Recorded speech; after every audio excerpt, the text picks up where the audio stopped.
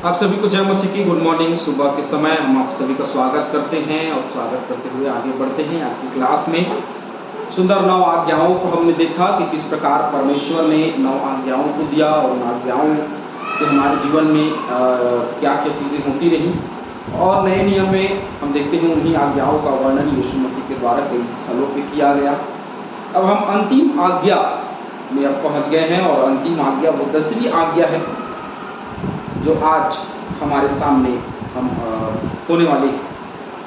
10वीं आज्ञा और अंतिम आज्ञा में जाने से पहले चैनल को लाइक करें, सब्सक्राइब करें, शेयर करें ताकि बहुतेरे लोगों तक ये जो क्लास है वो पहुंच सके, बहुतेरे लोग आनंदित हो सके, आशीष को प्राप्त कर सके। जब भी परमेश्वर ने हम सबको रचा बनाया, निश्चय है कि जब भी उसने हमको रचा और बनाया तब उसने सोचा था कि हम उसकी महिमा करेंगे।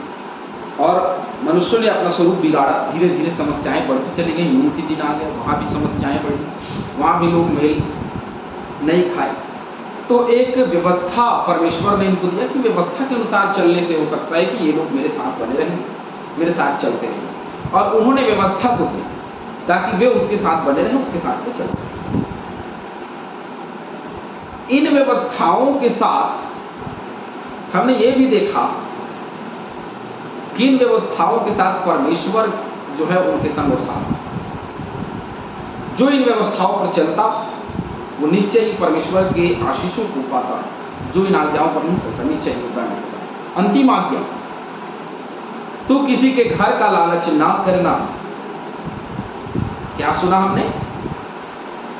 तू किसी के घर का लालच ना करना, ये है 10वीं आज्ञा। तू किसी के घर का लालच ना। और देखिए, पड़ोसी में किसी ने 32 इंच का टीवी लिया, हमारे घर में मान लीजिए 28 इंच का टीवी है, उन्होंने 52 इंच का टीवी ले लिया, 40 इंच का टीवी ले लिया। हम देखते हैं 40 इंच का टीवी ले लिया इसने, और हम क्या करते हैं? उसकी जैसा लेने का प्रयास कि हम ले, कंपैरिजन करते हैं कि हम ले। लालच करने का मतलब ये नहीं होता कि हमने उनकी टीवी को देखा और सोचा कि वो हमारे पास आ जाए, या हमने लालच किया तो उसका धन हमारा हो जाए, ऐसा नहीं।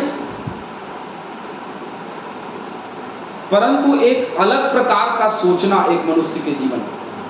कैसे सोचना? ये जो धन है, इस धन जिससे टीवी खरीद, हम भी वो टीवी खरीद सकते, हम भी वो फ्रिज खरीद सकते, हम भी वो गद्दा खरीद सकते, हम भी वो बेड खरीद सकते। तो ये होता है, हम भी वो कर सकते। तो एक प्रकार से एक लालच ही होता है, वो इतना कमा रहा है तो हम भी इतना कमा सकते, ये एक प्रकार का लालच हो। लेकिन लोग क्या समझते कि नहीं, हम तो सोच रही कि उनके जैसा हमारे साथ भी हो जाए। नहीं, ये एक प्रकार का लालच ही है। हमने उनके वस्तु को देखा तो हमको लगा कि ये वस्तु हमारे घर में भी होनी चाहिए। इसका मतलब एक लालच जो है हमारे जीवन में उत्पन्न होती है, और उस लालच के वजह से हम आज्ञा का उल्लंघन करते। अब केवल यूं ही नहीं कि तू किसी के घर का लालच करना, उस घर की वस्तु में या उस घर की चीजों में उसकी स्त्री भी आती है। आज ना जाने कितने लोग हैं जो दूसरे की पत्नियों को, दूसरे की स्त्रियों को लालच भरी निगाहों से देखते हैं और चाहते हैं कि वो उसे अपना बना। बहुत स्वाभाविक चीज है। लग रहा होगा अगर पास्टर साहब सीधा बोल रहे हैं, लेकिन मैं सीधा बात करूंगा, सीधा बोलूंगा, बहुत सही चीज। देखते हैं अरे उसकी पत्नी तो बहुत सुंदर है, जैसे दाऊद ने देखा और पाप कर बैठा। मनुष्य पहले देखता है फिर पाप करता है, देखता है उसकी पत्नी बहुत सुंदर और वो उसका लालच करने लगता है कि वो उसको पाए, फिर बोलता भाभी जी, और घर पहुंच गए, है ना। तो इस प्रकार से जो आज हो रहा है, जिसको हमने देखा है, जिसको हम महसूस करते हैं, जो आज घटनाएं घट रही हैं, उससे साफ पता चलता है। ये सारी चीजें जो हो रही हैं वो स्पष्ट पता चलता है, वो ये है कि तू किसी की स्त्री का लालच ना। लेकिन लालच करते हैं और पाप कर बैठते हैं। न किसी के दास दासी या बैल गधे का। उस जमाने में दास दासी का समय था और बैल और गधे का समय था। व्यापार उन्हीं सब चीज़ों से हुआ करता था और उन्हीं से लोग अमीर और गरीब डिसाइड किया जाता, चुने जाते थे कि जिसके पास ज़्यादा बैल गधा, ज़्यादा पशु जानवर है, वही लोग अमीर हुआ करते हैं, जिसके पास ज़्यादा दास दासी वही लोग अमीर हुआ करते हैं। तो जिसके पास ज़्यादा दास दासी है वो लालच ना करे कि उसके पास में ज़्यादा दास दासी है और बैल और गधे हैं, तो उसके झुंड का, उसके धन का लालच ना करे। न किसी की किसी वस्तु का लालच करना, किसी भी प्रकार से किसी के घर के वस्तु का लालच नहीं करना, चाहे वो कोई भी लालच हो। हमें उस लालच में नहीं फंसना। यदि फंसे तो गड़बड़, यदि हम फंसे तो हमने आज्ञा का उल्लंघन, और आज्ञा का उल्लंघन करने वाले कठोर दंड की आज्ञा। एक सवाल है, पास्टर साहब, क्या हम आज्ञा से मुक्त हो गए जब यीशु मसीह का लहू बहाया गया? नहीं। यदि व्यवस्था से मुक्त हो जाएंगे तो पाप करते रहेंगे, पाप से छुटकारा नहीं कर पाएंगे। हम सोचेंगे नहीं पाप ना करें, हम तो पाप करते रहेंगे, क्योंकि व्यवस्था हमको दंड देना सिखाती है। यदि व्यवस्था दूर हो जाएगी, यदि हम व्यवस्था को छोड़ देंगे या व्यवस्था को भूल जाएंगे भैया, तो हमको कैसे पता चलेगा कि हम पाप कर रहे हैं? और जब तक हमको पता चलेगा नहीं, तब तक हम यीशु मसीह से क्षमा मांगेंगे। हमको लगेगा हम तो जो कर रहे हैं वो सही है, जो आज हमारे जीवन में आ रहे हैं वो सब सही है, गलत कभी हम अपने आप को मान ही नहीं सकेंगे। भैया कौन मानेगा? चलिए, किसी को दंड की आज्ञा ना मिले, किसी को डर ना हो, भाई कानून बनाया गया, यदि सजा नहीं दी जाती, हर व्यक्ति बोले नहीं 400 रुपए दंड दो और जाओ, तो वो हर रोज मर्डर हो जाता। अरे 50,000 दो, हत्या कर दो, हत्या करके 50,000 जमा कर दो, तो हर दिन मर्डर, हर दिन हत्या हो, और हम सब शामिल होते हो, हम सब कर रहे हो, पाप बढ़ता चला जाता। जब परमेश्वर ने व्यवस्था दिया, तब व्यवस्था जो है वो अलग जगह चल रही थी। मिस्र देश की व्यवस्था, उसके राजा का नियम चल रहा था, लेकिन अब परमेश्वर यहोवा राफा ईरे का नियम जो है वो और व्यवस्था जो है वो इनको दिया गया, ताकि उसके अनुसार में वो चले। हर एक मनुष्य अपने हिसाब से नहीं चल सकता, हर एक मनुष्य जो है वो परमेश्वर के हिसाब से चलना चाहिए। मुझे और आपको एक बड़ी व्यवस्था दी गई, उस व्यवस्था के अनुसार अपने जीवन को ढालना पड़ेगा। हम ये नहीं कह सकते कि पास्टर साहब बहुत अच्छा सवाल था भाई का, मैं बहुत सम्मान करता हूँ ऐसे लोगों का जो अपने मनों में सवाल को उत्पन्न करते हैं। नहीं तो बहुत लोग हैं जो चुपचाप सुनते रहते, समझ नहीं आता फिर। यदि व्यवस्था की बातें समझ में नहीं आ रही कि हम क्या मुक्त हो गए, नहीं, हम मुक्त नहीं, पर उसे बंधे हुए। वे हमारे माँ बाप बुजुर्ग हो जाते हैं, इसका मतलब ये थोड़ी कि हमें डांटना बंद कर देते हैं जवान समझ के, तो इसका मतलब ये नहीं कि वो हमसे छोटे हो, वो बड़ा ही, उसका स्थान, उनका स्थान है हमारे जीवन। माता पिता का स्थान है, हमारे बुजुर्गों का एक स्थान है, वो स्थान कभी हट नहीं जाएगा। ठीक वैसी व्यवस्था का एक स्थान है, उस स्थान से व्यवस्था को हम हटा नहीं सकते, उसको निकाल नहीं सकते, क्योंकि व्यवस्था एक ही बात कहती है।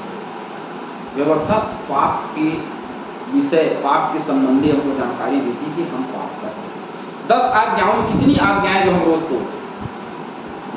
मैं सोचता हूँ ऑलमोस्ट 5 से 6 आज्ञा हम डेली तोड़ते हैं, निश्चय ही।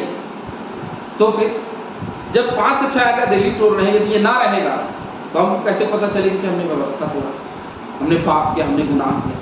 फिर तो वो पाप करता ही नहीं, पाप करते रहेंगे। हमारे जीवन को बदलने क्या जरूरत? जो यीशु मसीह ने कहा कि मन फिराओ, जो यूहन्ना बपतिस्मा दाता ने कहा कि मन फिराओ, यदि उसका जरूरत ही नहीं तो मन फिराने का जरूरत क्या है? तो व्यवस्था जो है वो जानकारी के लिए है कि भैया ठीक है, आप क्या करो, आप व्यवस्था से देखो कि हम पाप करते हैं। कोई व्यवस्था से मुक्त नहीं, सब व्यवस्था जुड़ा है, तो किसी के घर का लालच ना करें। आइए हम कुछ वचनों को देखेंगे। लूका 12:15।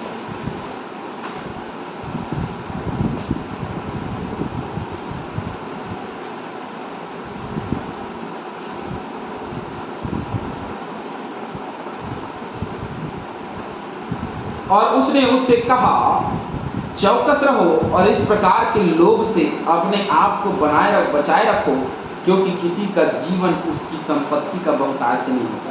किसी का भी जीवन किसी की संपत्ति के बहुतायत से नहीं होता। हम आज गरीब हैं, कोई बात नहीं, क्योंकि इससे ये निर्धारित नहीं होता कि हम स्वर्ग जाएंगे। नहीं, स्वर्ग हो जाएगा जो विश्वास करेगा और प्रभु में ईमान लेकर के आए। किसी के धन के बहुतायत से ये नहीं कहा जा सकता कि व्यक्ति जो है वो अच्छा है, बुरा है, या किसी के धन के बहुतायत से ये नहीं कहा जा सकता कि उसका जीवन बहुत अच्छा है, परंतु चौकस रहें और किसी के घर का लालच ना करें, लोभ ना करें। रोमियो 7।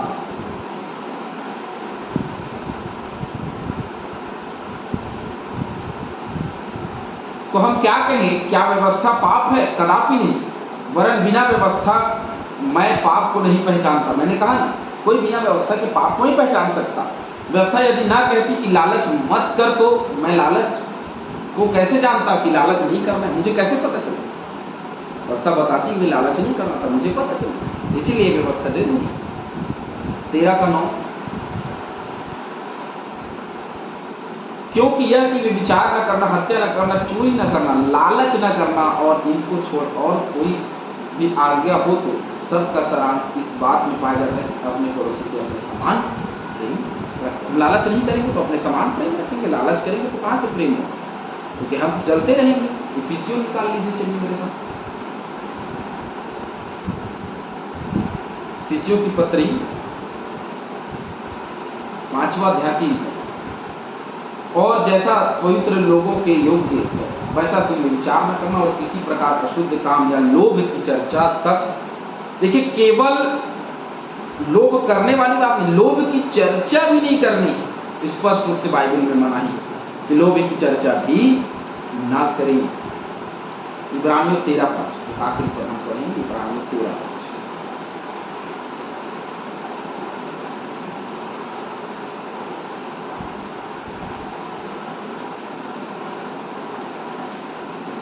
तुम्हारा स्वभाव लोभ रहित हो। तुम्हारा स्वभाव क्या हो? लोभ रहित हो, लोभ से अलग। और जो तुम्हारे पास है उसी पर संतोष करो। जो कुछ अपने पास है उसी पर संतोष जब हम करेंगे तो लालच की बात नहीं आएगी हमारे जीवन में। कभी भी संतुष्टि अपने जीवन में सीखिए, है ना। इसलिए हम गीत गाते, संतोष उमड़ रहा, संतोष उमड़ रहा, संतोष उमड़ेगी। संतोष हमारे जीवन में होनी चाहिए। यदि हमको संतुष्टि होगी तो लालच नहीं होगी, यदि संतुष्टि नहीं तो लालच का स्थान हमारे जीवन में हमेशा बना। तो संतुष्ट रहिए, अपने साधनों पे, अपने संसाधनों पे संतुष्ट रहिए, उसी पे आनंद करिए, उसी पे बनिए। और कभी भी किसी का लालच ना करें, किसी के घर का, किसी की पत्नी का, किसी भी प्रकार की वस्तु का, बैल गधे का और किसी भी चीज की लालच ना करें और लालच से बचे रहें। प्रभु आप सभी को बहुता से आशीष दे, बहुता ऐसे आप आगे बढ़े। 10 आज्ञाओं के विषय में हमने देखा और इन 10 आज्ञाओं पे हमने चर्चाएं की और ये 10 आज्ञा का सारांश जो है वो इस प्रकार से ही था कि सभी को मानना और पाप का पहचान। प्रभु आप